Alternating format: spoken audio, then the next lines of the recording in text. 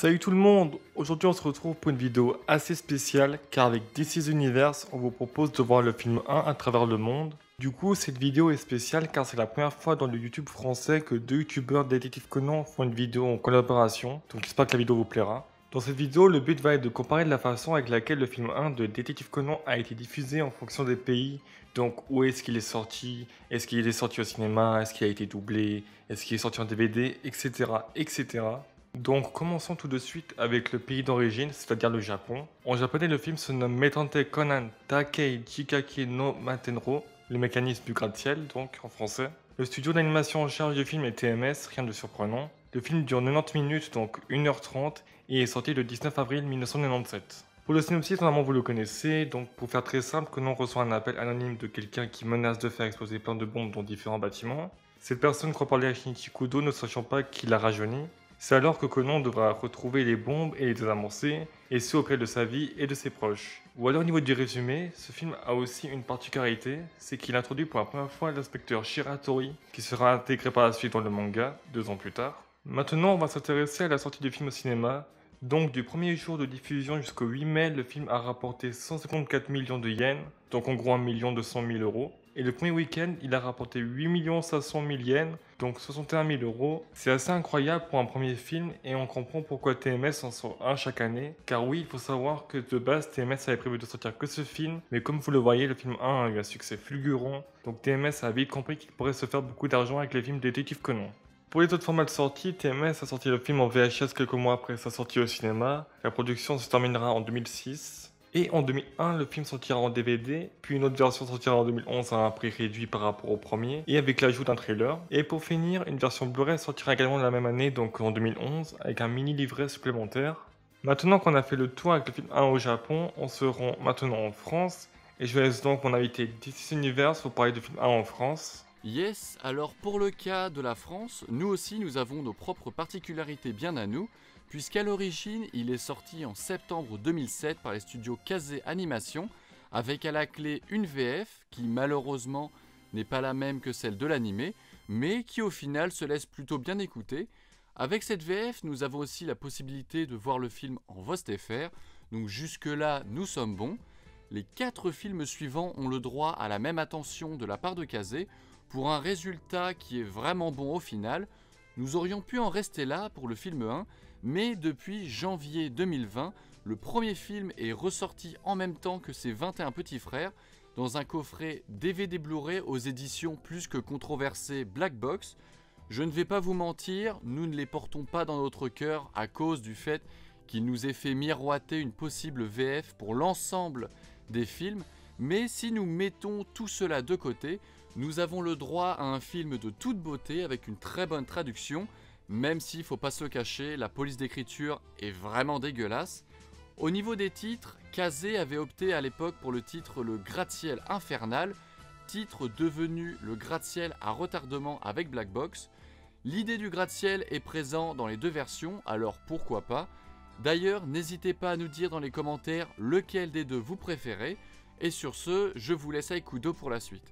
Maintenant qu'on a fini avec la France, nous allons nous rendre chez les Anglais. Au niveau du titre, au-delà du très controversé Case Close, ils ont opté pour le nom The Time Bombed Skyscraper, c'est-à-dire le gratte-ciel bombardé par le temps. Titre assez simple et fidèle à l'histoire, donc pourquoi pas. Malheureusement, le film n'a pas été diffusé au cinéma, et c'est Funimation qui s'occupera de sortir le film en version originale, sous-titrée, mais aussi doublé en anglais en 2006. Comme d'habitude, ils ne lâchent pas l'affaire avec leur délire de noms. Tous les noms japonais ont été transformés en anglais, donc Ran se transforme en Rachel, Shinichi en Jimmy, etc., etc. Au niveau des ventes, j'ai fait quelques recherches pour trouver le chiffre d'affaires, mais malheureusement rien n'a été publié de ce côté. Au final, assez peu de choses à dire au niveau des anglo-saxons. Nous allons donc partir pour l'Espagne, et plus précisément la Catalogne. Là-bas, ils ont bien pris leur temps pour faire les choses, mais au moins ils l'ont fait correctement. Ils ont eu droit au film doublé en espagnol. Pour la Catalogne, donc, il n'y a pas grand-chose à dire, mis à part qu'ils ont dû attendre longtemps pour que le film arrive chez eux. Et finalement, ils ont eu droit au film 1 doublé en espagnol, mais aussi au cinéma en 2010. Malheureusement, comme pour les Anglais, impossible de voir le chiffre d'affaires généré. Au niveau DVD, le film 1 n'est pas sorti. Cependant, 2 coffrets contenant 7 films chacun sont sortis doublés et pour la modique somme de 30 euros. Après, Black Box nous parle de coût pour justifier 15 euros le film, mais là je crois qu'on a trouvé le contre-argument parfait. On se rend désormais à Hong Kong car eux aussi ont eu droit à un DVD du film en version originale en japonais, sous-titré en chinois en 2007, 10 ans après la sortie du film, mais mieux vaut tard que jamais comme on dit. Donc là pas de film sorti au cinéma, mais une sortie DVD, c'est déjà ça. Et pour rester dans la même lignée, on peut parler de Taïwan. Eux du coup auront eu la même année un DVD du film version originale sous-titrée, d'abord en chinois, puis carrément une version doublée en mandarin, la chance. Déjà plus que les Hongkongais qui ont eu le DVD uniquement sous-titré en chinois. Avant de finir en regardant le film 1 dans les pays arabes, je tenais à rapidement parler du film 1 en Pologne. Déjà, ils ont traduit le film en Détective Conan, l'architecte de la destruction. Merci de spoiler le film juste avec le titre. Ils ont donc diffusé le film 1 sur la chaîne AXN Spin en 2012, dans une version de doublage voix off. Vous savez c'est quoi un doublage voix off? D'après Wikipédia, le doublage voix off est... Oh, puis flemme. Bon, bah, DC Universe, lui, appelle ça une version de document animalier. Et pour être honnête, il a raison. Car en fait, un doublage voix off, ça veut dire qu'ils ont doublé en polonais par-dessus la version japonaise. Certes, ils ont eu droit à une version de film doublé en polonais, mais comment dire que c'est nul, quoi. Ça, c'est typiquement ce que Black Box aurait pu produire. Encore. Ça fait beaucoup, là, non? Déjà qu'ils sont pas fichus de faire une com correcte et de sortir les films aux dates fixées.